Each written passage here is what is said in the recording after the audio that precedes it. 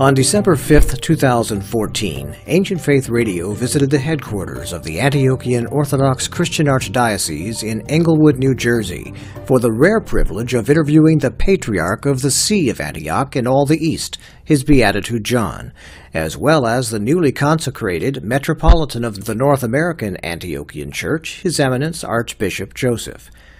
Patriarch John came to the U.S. to participate in the enthronement of the new Metropolitan on the Feast of St. Nicholas at St. Nicholas Orthodox Cathedral in Brooklyn. We're delighted to bring you these interviews as a conversational glimpse into the historic and venerable Antiochian Orthodox Church with its Holy See in Damascus, Syria. Thank you for this opportunity, Your Beatitude John, to speak with Ancient Faith Radio on the occasion of the enthronement of the new North American Primate Metropolitan Joseph. Thank you very much. You are welcome. Your Beatitude, you represent an ancient and venerable Christian see and tradition, the Holy See of Antioch, yes, one of the 5 original Christian churches founded by Saints Paul and Peter, where followers of Christ were first called Christians. What would you characterize as being the most distinctive aspects of the Antiochian Christian tradition? The Church of Antioch is the Church of the Incarnation. Incarnation, you know, Christ is incarnated as a human being to give the human being the joy, the meaning of their life. And our church, first of all, is the Church of Incarnation, to give this joy to all the world. So a church that gives joy to all the world. And the meaning of life. Through Jesus Christ. Yes. Here in North America, how would those values translate into 21st century North America? What are some practical ways that would take root right here in North America? Yes, you know, a very big, huge archdiocese in North America, the Antiochian Archdiocese of North America and Canada. We have about 270 churches, parishes, 500 clergymen, deacons and priests, and so many bishops, assistant bishops with the Metropolitan. And this Archdiocese of Antioch, we are very proud about our archdiocese in North America, and how we will have joy as a mother church when you see this our archdiocese flourishing and bringing fruit, a lot of faithful. This is a big joy for us. Last week, Pope Francis visited Istanbul and met with the Ecumenical Patriarch Bartholomew. In the course of that meeting, a resolution was signed by both men to, quote, intensify our efforts to promote the full unity of all Christians, and above all between Catholics and Orthodox. Your Beatitude, what is your reaction to this resolution, as well as your assessment of Roman Catholic and Orthodox relationship? We all agree. We all try to find our unity, our love. You know, the church is a one church, one family. We have some difficulties and difference between us as Catholic and the church, but the Orthodox Church and the Catholic Church, we try truly, in fact, to find solutions for these difficulties and differences what we have between us. And this result is a very blessed from all our churches, the Catholic and the Orthodox. So you are encouraging dialogue with them? Absolutely. Yes. Without dialogue, nothing. Nothing. We can find all our peace and what we need to do with the other by dialogue. Yes. Sayed, in 1977, the Antiochian Patriarch Elias IV of blessed memory was asked, what do you foresee for the future of Orthodoxy in the regions of the so-called diaspora, particularly in North America?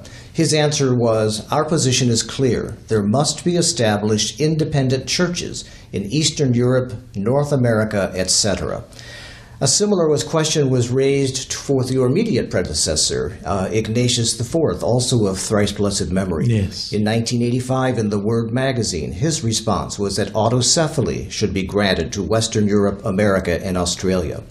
Realizing that these are different days and different times, how would you answer that question today? What is your response to the question about the future of the Orthodox Church here in America? I think the same way with what they say, our predecessor, his memory blessed, Patriarch Ignatius and Patriarch Elias. But we have some difficulties, our Orthodox, in our inter-Orthodox Church, for this topic, the diaspora, what we say diaspora. Now at least we have the assembly of the Orthodox bishops in all the diaspora, in Europe, in America, in Brazil, in Latin America. This is a step, not the final step, but a step to prepare to have a local churches maybe in the future. We hope in the 2016 we will have the big council for the Orthodox Church. We hope to discuss like these matters in the future, yes. So talking a little bit more about the Episcopal Assembly process, of course, we should mention here that you were the main representative for the Antiochian Patriarch at the meeting in Chambasay in 2009, which actually set up the Episcopal Assemblies. You were also a member of the Assemblies of Bishops in Britain, France, Germany.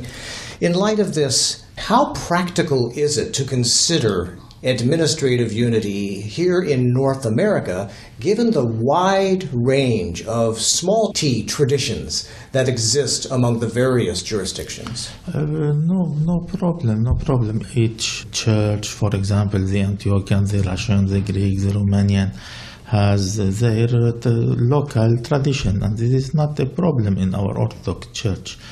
But for the administrative side, that what we have now, the assembly of the Orthodox bishops, and it is a good step to collaborate all together, to work together, to try to have a one message, unit message, one unit message from the Orthodox Church to our people and to all the world.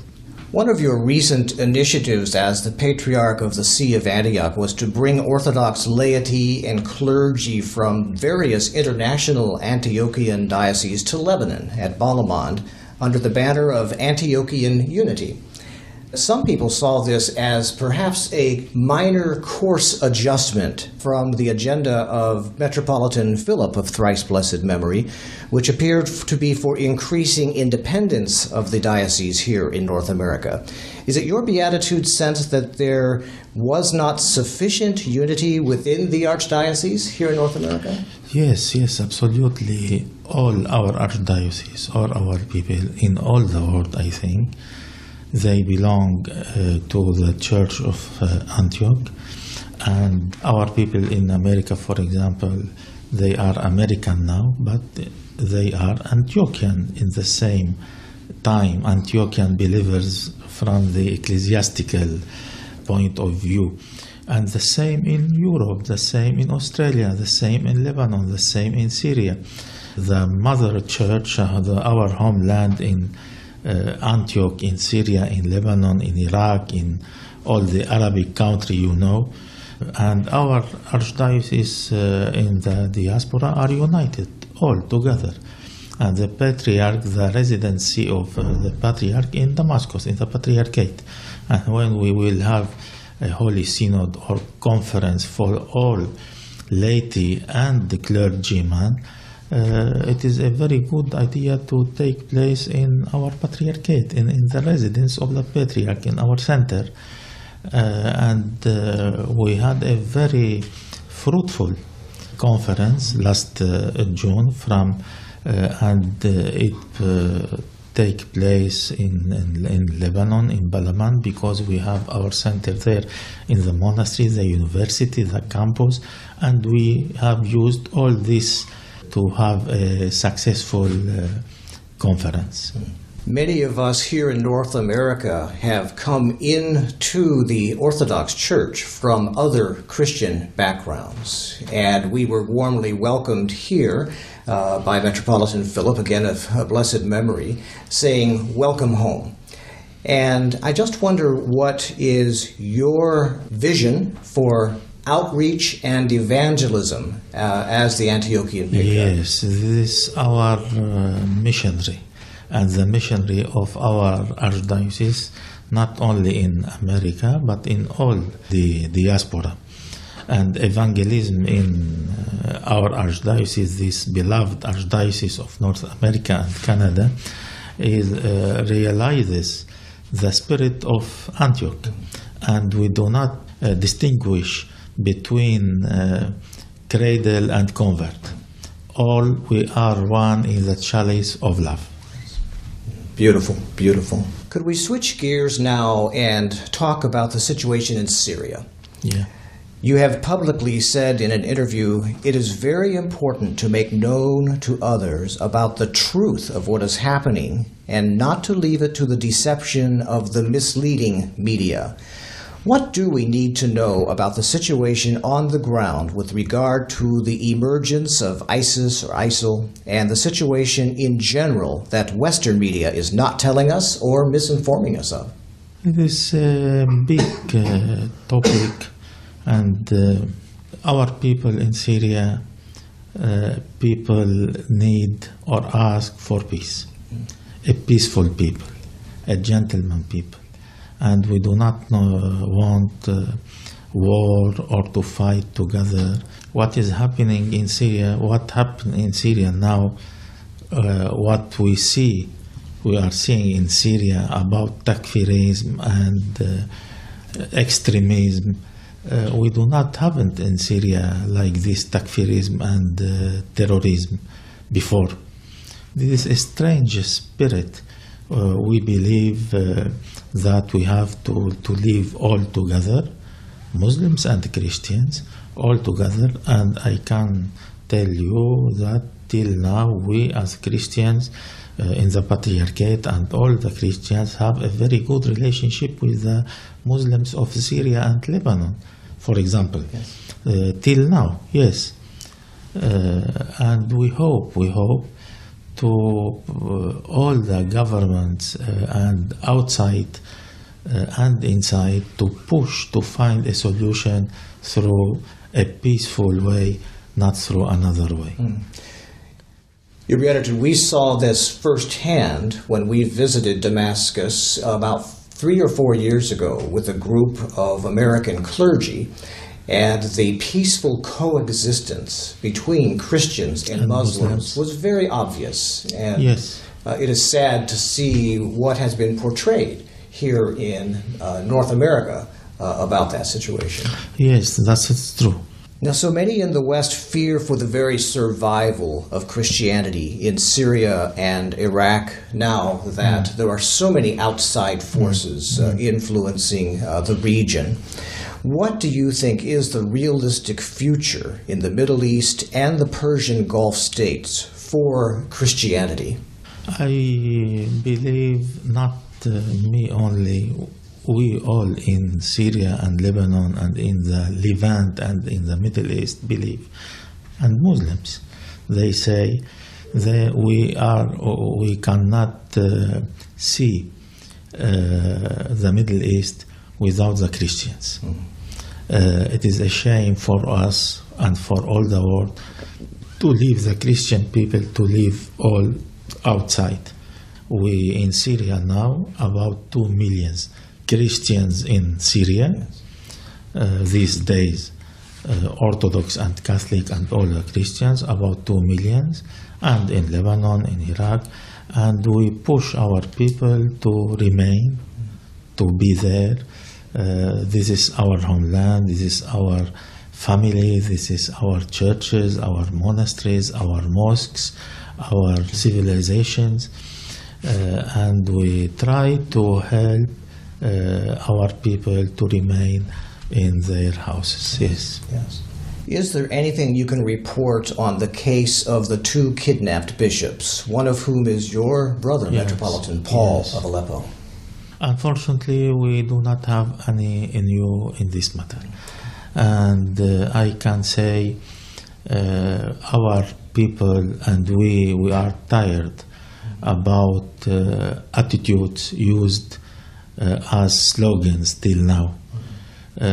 We speak about human rights, about democracy. Who can tell me where is the democracy and where is the human right when you have two, for example, a lot of kidnapped, but two metropolitans kidnapped, and we see the silence of international silence. It is a shame for all of us. We hope that governments and will try to at least to know where they are.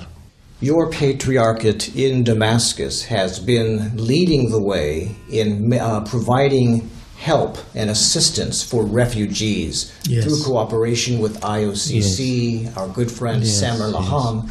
Can you tell us about that work and how is it continuing today? Yes, when you say to your people or to your people, the Muslims and the Christians, to remain and to be there and to still in their houses, it is not enough to only to say good words. You have to express this, to push them to express this in fact, practically. And we have a department for relief and development in the Patriarchate, and we try with different international NGO, we say, to help our people in Syria, and we help all who have a need, the Muslims and the Christians. And it is an opportunity to express all my thanks to the IOCC and all the others who help us in the Patriarchate, if we can to give a little hope to our people. Any final comments you would like to make to our pan-Orthodox audience? I can say that the Orthodoxy is full of joy, and this is big mission to our people and outside, to give Christ, who is the important and the truly meaning of our life. This is our mission. What we say now, we are before nativity. Glory to God in the highest, and in the earth peace, and good among men. This is our mission. We want to thank you, Your Beatitude John, for speaking with our pan-Orthodox audience today, and many years, Master. Thank you very much, and for your help. Thank you very much. God bless you. After spending some time with Patriarch John, we were also blessed to have some unhurried time with Metropolitan Joseph for an extended interview on his vision for the Archdiocese, as well as the values which will govern his leadership. Your Eminence, allow me to join the many who congratulate you on your enthronement as the Metropolitan of this God-protected Archdiocese. Thank you, John. Good to have you. It's a busy week for you, I know, with the enthronement and with the visit of the Patriarch from Antioch, from Damascus. Can you tell us a little bit about the enthronement itself? I mean, you're already the Metropolitan. That happened recently.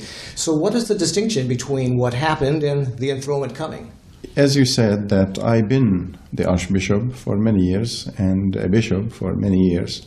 And what's the difference now between, before and now? The Holy Synod of the See of Antioch elected me as the new Metropolitan to replace Metropolitan Philip, blessed memory. So on July 3rd, in that monastery in Lebanon, the elections took place. Now, what's the difference between before July 3rd and after? You know, the nature of episcopacy is the same. And my ministry before the election and after the election is the same. But now the title is different. The size of the ministry is bigger than before. Certainly. You know, like in the past, as you know, that I used to take care of 2 dioceses, California and Arizona and all the West Coast. But, you know, like considered as 2 dioceses. One, we call it Los Angeles, and the other one is Pacific Northwest. Mm-hmm. And every interim, you know, takes 1 week or 2 weeks or 1 month or 1 year. My interim took 20 years and still continues. So now, the significance of this enthronement, not only for me, but for the entire church. So the people now will get to know that, you know, like they have a new Metropolitan. And the people will be proud of being Orthodox and being in the church, especially the Holy Father, the Patriarch of Antioch and of all the East, is coming to be present and to bless and to inaugurate, if you like, and to preside over this weekend. So I think it never happened over the centuries. And let me say it as a joke, but as a sense of humor, but it is real. The Patriarch, you know, our father in Christ, Patriarch John X, he said to me, you know, because of the pressure on him in Syria and the Middle East, so it's better for him not to come at this time. You know, like he is so under pressure and busy and million of things. People are getting killed and he has to be with his people. Yeah. And my response was on the phone, if there is no Patriarch, there is no enthronement. And I meant that. Yes.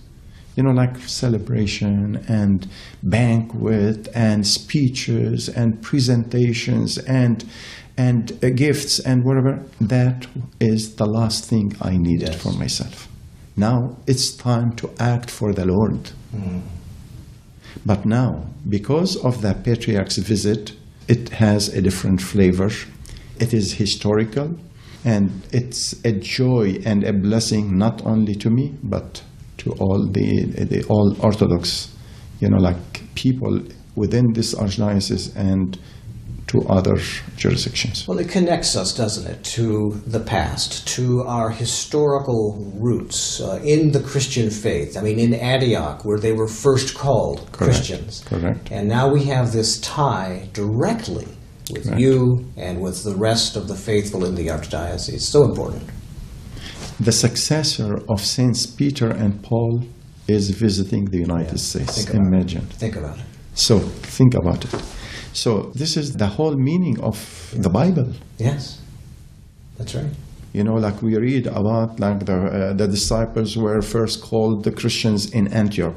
And now most of the people read about Antioch, they don't know even where Antioch is. So now people will understand that Antioch does exist, and now the Holy Father of Antioch is visiting the new shores. Well, what would you say, Your Eminence, is the primary message that you want the Antiochian faithful to hear from you in your new role as the Metropolitan? I will give my message on Saturday evening in the church, and you will be there, right? Oh, yes. Then it's your time to grasp and to digest everything. We look forward to that. So my message, you know, like is small, and my message is so brief, but it's full of meat. Ministry, service. One incident tells you, it answers your question. LAX in Los Angeles, the airport of Los Angeles. I was traveling one day without any deacon or without any priest. I had my crown carry on. And he said, TSA, can we scan it? I said, by all means. He said to me, you know, like it looks round container, and what's that? What's in it? I said, this is my hat. And he was laughing. It doesn't look like a hat. I said, whatever you call it, you know. I thought maybe one simple question and it's over. Right. He said to me, can we open it? Can we look at it? Fine. Wow. He said, wow, it's beautiful. Are these real stones? I said, I wish. And he said to me, you know, like, we know that only princes and kings, you know, like, wear crowns. You know, like, who are you? Are you a prince? I said, higher. All spontaneous, you know, like, he said to me, what comes after a prince? You know, like a king. Are you a king? I said, higher. So finally, he said to me, really, who are you? And I couldn't find a better definition than of calling myself a servant. I said to him, I am a servant in the Orthodox Church.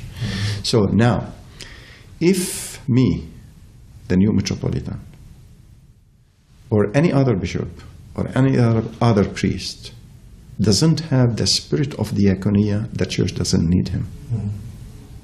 Or the people do not need him. So, I am a servant.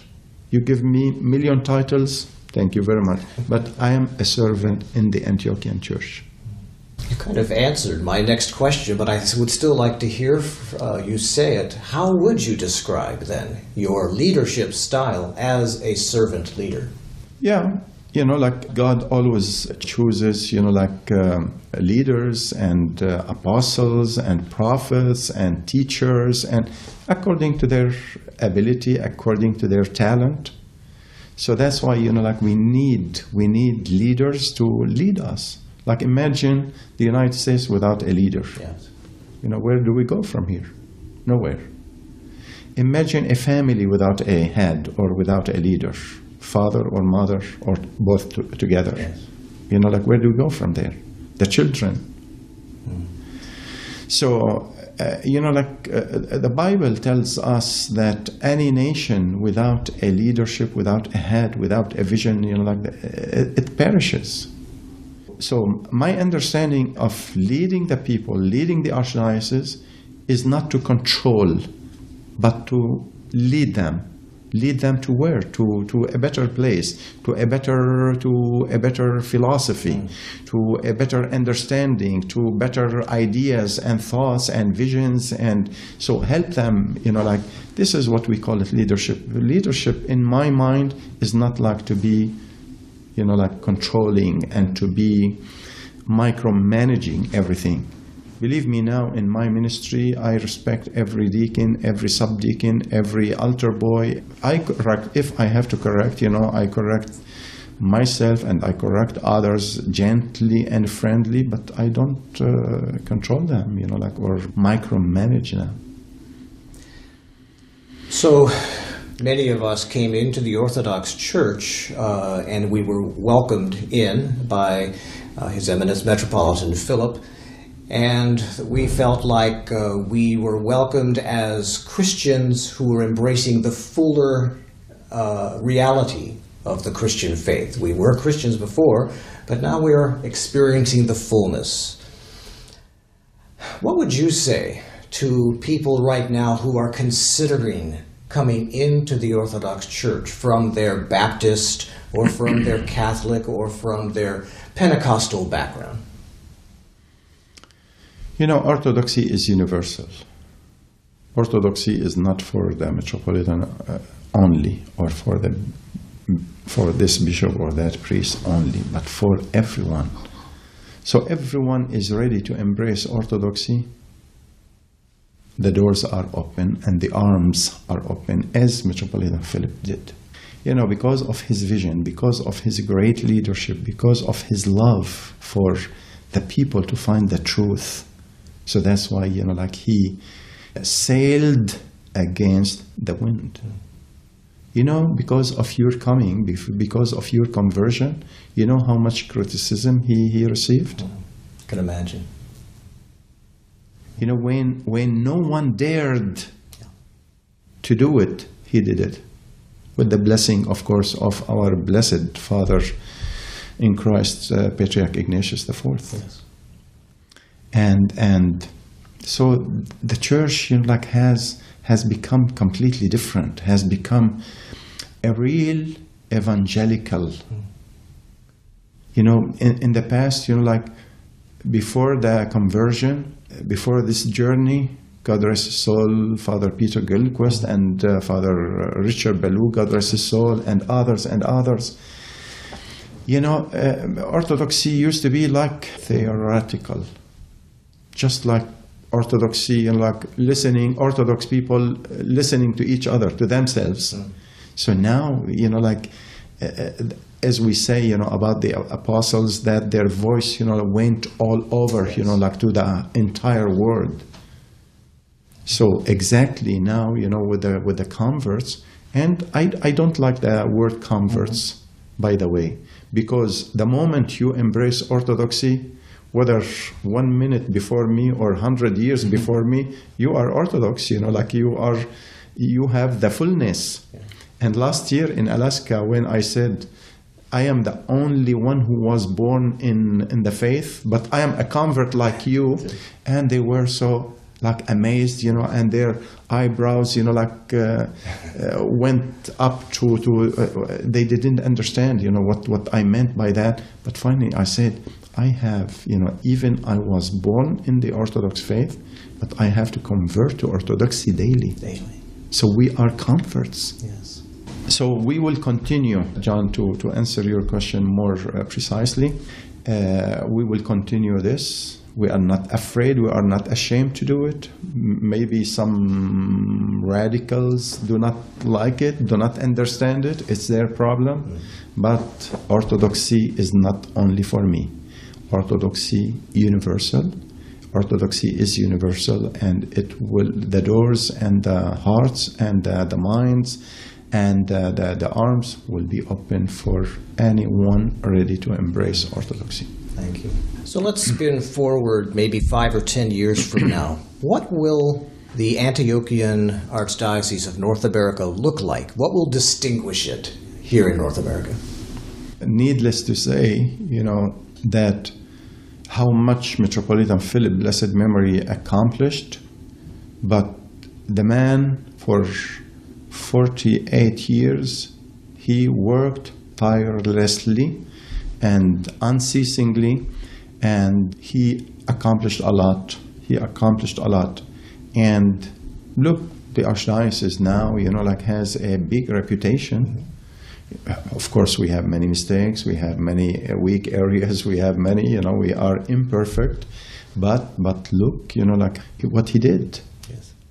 What he did, you know, like now, sorry to say it, you know, I'm not saying it to disregard or to undermine, you know, other jurisdictions, but I dare to say that other jurisdictions, they are, you know, like jealous maybe, or they are looking at us. Let me give you one example to understand, you know, like what I'm saying.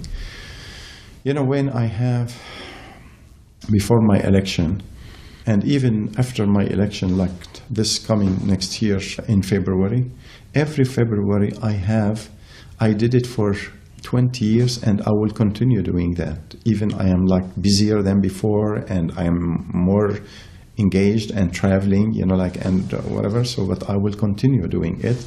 This coming next year, the beginning of the year, you know, like in February, I will continue to have something called clergy seminar in the West, in California. So 150 clergy. It's not fair, me as a father of them, like to ignore them and ignore their needs. So now, for 20 years I've been doing that. I invited the most wonderful speakers, monastics, theologians, professors, and scholars, and any other. And 150 clergy, you know, like they were so eager and so proud, and so, you know, like they wanted that. So other jurisdictions are not doing that. So sometimes clergy from other jurisdictions, they come and participate with us. They said, you know, like they never had this, like the bishop himself, the archbishop, like to sit with them the whole week like a student. So therefore, you know, like when there is a will, there is a way. Yes. So even I am now in New York, in New Jersey, in everywhere, but I make time for everything, and God will strengthen me. When you put your trust in God, God will never leave you alone, will never abandon you. And this is my faith. And the reason, the key for my success is not because of my skill, because of God's mercy in what I am doing. Let's think for a minute about the work of the Assembly of Bishops, representing all the canonical Orthodox jurisdictions. You are obviously participating in that. You are sitting right next to Archbishop Demetrios as the vice chairman of the Assembly of Bishops. What is your assessment of their work and the upcoming Great and Holy Council of 2016? This is a big question. An interesting question. You know, I believe in the conciliarity of working together. And I love to work with Archbishop Demetrios. I love to work with all the bishops. And, you know, like in September, past September, when we were in Dallas, and so the budget, they were expressing that the budget is not doing well. So because of my belief in what we are doing, this conciliarity and this assembly, so I offered the Antiochian village. I said, you're crying for money. We don't need like to go to fancy hotels. Let us go, you know, like to the village. Okay, if you are allergic to the village, let's go to any of the monasteries. I wish I had any of the monasteries like to invite all of them, but I don't. So later, maybe a few years from now, you will ask me this question when I have monasteries. So now all what I have, the Antiochian village, and we have a beautiful facility, 2 churches there, and we have room for everyone. So I am offering this Antiochian village in order to accomplish, not to keep, you know, like nagging for money and say, you know, like we have some obstacles in our way. So I believe in this assembly, but this assembly still needs a lot of communication and a lot of love and a lot of sincerity, a lot of trust. Yeah. So that's why if we continue the way we are doing it now, maybe it will not bear many fruits. But if we work on the mutual respect sincerely, and we trust each other sincerely, I have faith and I have hope that this assembly can bear many, many good fruits. It sounds like this is going to take some time, though. Absolutely. Yeah. Because trust, you know, building trust is not going to happen between day and night. So we need patience and prayers, good faith. Absolutely. You know, like when I am asking them to go to a monastery, you know, not to see the building, but to be in prayer, because prayer can lead us to more trust and deep trust. Mm-hmm. Some of the bishops probably didn't even know each other, did they? Yeah, exactly. Exactly. As the new Metropolitan, what would be 1 or 2 things that you would like to see quickly changed in the Archdiocese? You know, someone visited me in the Antiochian village in July. Just like upon my arrival from the election from Lebanon. And I went straight to San Francisco first for the Parish Life Conference, and then straight to the Antiochian village for the first, for me as a new Metropolitan, for the first clergy symposium.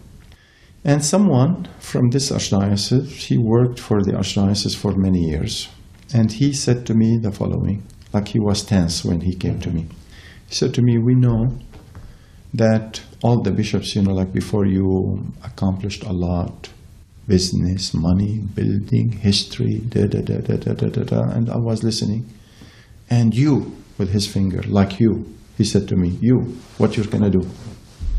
I said, how about to save souls this time? And tears started coming from his eyes. He said to me, wow, I never heard such a thing. I said, you never heard it before, but let us do it together this time.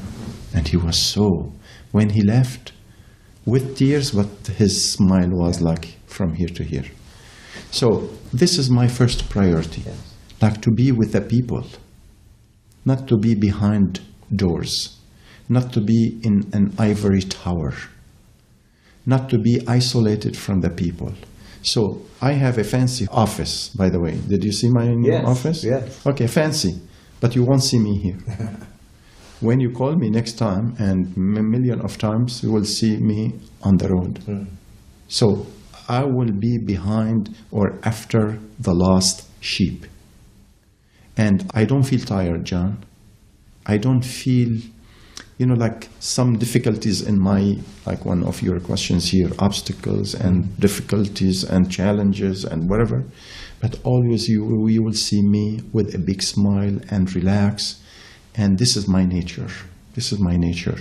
I talk to the people not with words, but God has given me this gift to talk to the people by being like so friendly to them, and by smile and by touching their life.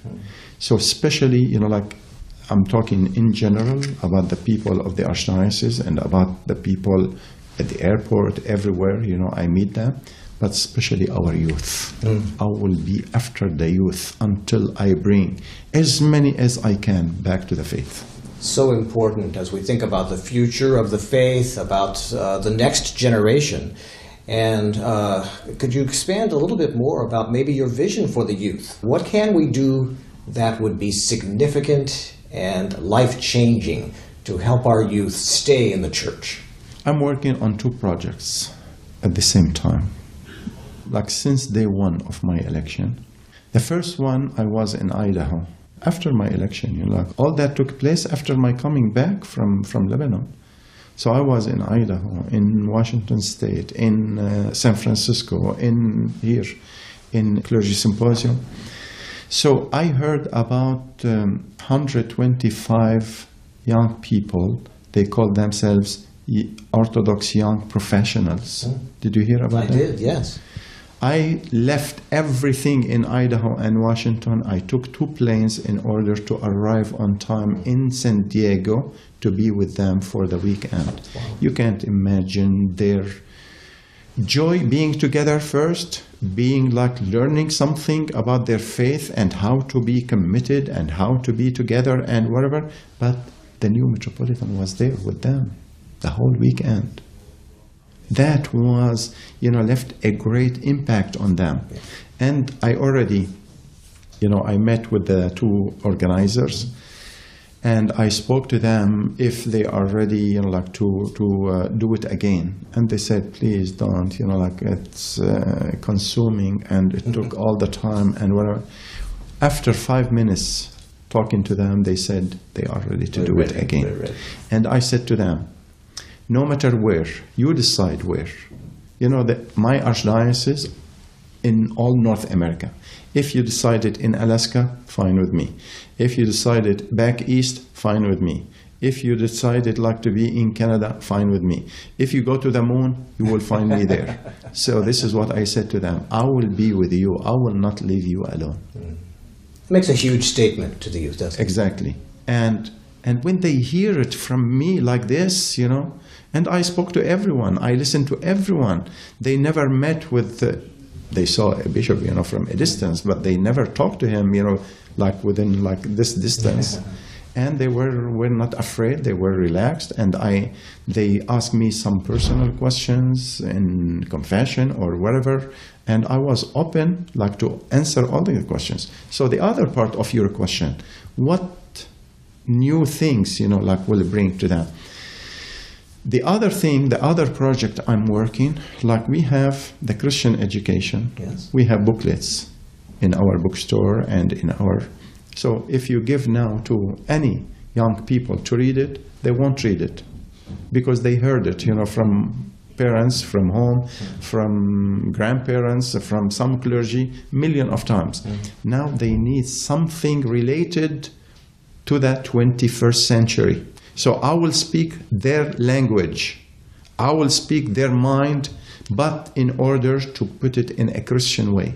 Now, all the bioethics, for example, talking about 2016, if now 2016 Council will tell us, will issue some statement about our faith, about unity, about nothing new. We talk about it all the time. Sure. Now, yesterday, our father, in Christ, Patriarch John, with a meeting with Father Bear and Father Chad, and we were talking about that. Bioethics. This is the most pressing, this is the most important topic, has to be addressed without any shame, but in a Christian way. Yes. In a Christian way. So we say that we have this problem. What's the answer? So this project, I will put it not on booklets and, bury it, on some bookstores. I will put it on the iPad, on the media, so to be available to everyone to read it. Talking about smoking. If we talk about smoking, in a son, don't do it again like a mother, and, at home, and we do it this way, no one is listening anymore. So tell him the advantages and disadvantages of smoking. Talking about, sex, for example, talking about everything without any taboo, without anything, but put it in a Christian way. So this is my... So communication is very key. And it sounds like your heart is to communicate where they are and to come into their world of technology and language so that they can understand the Christian faith and apply it to everyday life. We talked a little bit about monasteries, but maybe you could expand about the possibility of having more monasteries in North America. Where is that in the level of importance with all the other things that need to be done? In July, again, after my election and when I was in the Antiochian village, after the clergy symposium, I met with the Antiochian women, and they welcomed me in the room very warmly and friendly. And every time, Metropolitan Philip, blessed memory, visited them, he said, we have this project, and he made them on fire again and again, and they started, with enthusiasm about what they are doing. So this time I did the same. They said to me, what project or projects do you have for us? I said, I have two. I already have two for you. The first one is youth, the way I put it, and the second one is monastics. And you cannot imagine their joy. And they promised me to work on these two projects, and immediately they started communication and raising fund and everything. So monastics, monasteries, we have one at this moment, like a house. We call it St. Thecla Convent or monastery, and it is somewhere in Pennsylvania. We have only 2 nuns so far. But my idea, my philosophy, my vision is to expand that, to have more and more. God bless them, 2 nuns now, they are looking at each other all day long. But little by little, with patience, as I said, and with God's mercy, will grow, and we will have, as I said, we are not producers yet, because, we have clergy, we have seminarians, fine seminarians, good quality of clergy, but we have to become producers of monastics in order to guarantee future bishops. Yes. Now, if I need a bishop now to replace me in California and in the West, I don't have it. I don't have him. If we need someone for Pacific Northwest, I don't have it. So we have to become producers. And let me quote our father, Patriarch Elias IV, in the 70s when he visited here. Yes. After his visit to here, 3 months, he went back to the monastery where I lived. And, we're so eager and so happy to see him back. And we thought, he will share with us about the superpower United States and whatever. And his lecture to us about his visit was 1 sentence. Only 1 sentence. He said, in America, they have everything, but they need monasteries. I was 12 years old when I heard that. and still It's still here. Still there. So, and I will fulfill his dream. We need monasteries in America. You've touched on an important point, and that is where are we going to get our bishops? And what is the situation right now with our own clergy? Do we have enough clergy? Are we in need of more? Do you find yourself struggling to find someone to place in an empty parish? What's the situation with our clergy? No, I'm not struggling because we have found good enough clergy so far, and we have all our seminarians, but 99.9%, they are married. They are married, and we respect that, and we need that. We need that, like married clergy and single clergy, both they go side by side to Christ. Yeah. There is no any difference, let's say. But we need monastics, and we need monasteries. We need to become producers, as I said, not only to use what we have, but we have to plant the seeds for monasticism, because the significance of monasteries and monastic life, not only to have bishops, but also prayer, constant prayer for us. Family life is so sacred to us and so dear, blessed by our Lord Jesus Christ. Priesthood is blessed, is a blessing. But priesthood, beside prayer, they do business in the church, like all of us. But these monastics, they have nothing to do but to pray for the peace from above and for the salvation of our souls and bodies and for the rest of the world. So that's why, we need this prayer to be continuous. We do. Your Eminence, you've been very gracious with your time, and we greatly appreciate it. But I just wonder if there is anything on your heart now that you would like to share with the Ancient Faith Radio audience. I appreciate Ancient Faith Radio and those who are laboring with you, and so I can't thank you enough, John, and your colleagues. And, until this moment, I haven't done anything for you. But as I said, before, when we met the first time in California, give me some time to put my feet where they have to be. And after that, you come here and your colleagues, I don't know how many are you, but I am more than happy to have you here or in the village, wherever you like. And we talk and we put some strategy. We have some strategy. Because I strongly believe in what you are doing. And you will see, I will express my gratitude and appreciation to you, not only in words, but in actions also. Just knowing we have your support means more than you can even know, Your Eminence. God bless you all. Many years.